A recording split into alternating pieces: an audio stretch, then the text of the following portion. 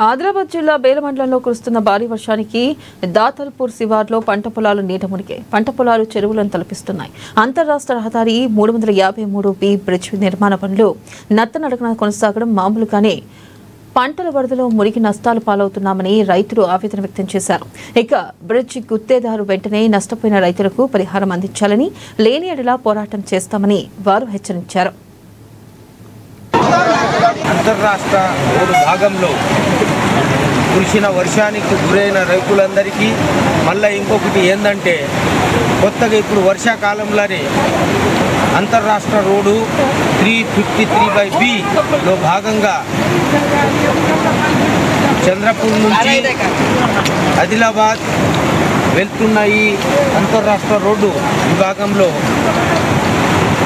ఈ వర్షాకాలంలోనే ఆయన కాంట్రాక్టర్ గారు పనులు మొదలు పెట్టారు.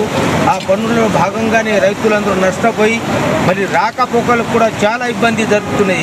ఎట్లా అంటే ఈ సంవత్సరం బాగా కురుస్తున్న వర్షాలకు గురి అయ్యి అందరు రైతులు పంటలు నష్టపోయి మళ్ళీ రాకపోకలకు కూడా దునియాభరి ఇబ్బంది జరుగుతున్నది.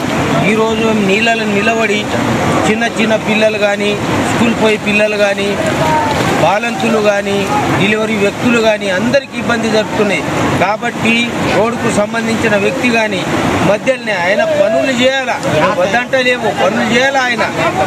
కానీ ఇప్పుడే ఈ వర్షాకాలంలో ఇంత వర్షం జరిగినప్పుడు రాకపోకలకు దునియాభరి ఇబ్బంది. ఇప్పుడే మా కొబ్బైల గ్రామంలోనే వీళ్ళప్పుడు పోగానే ఆ బండి కూలిపోయేటట్టు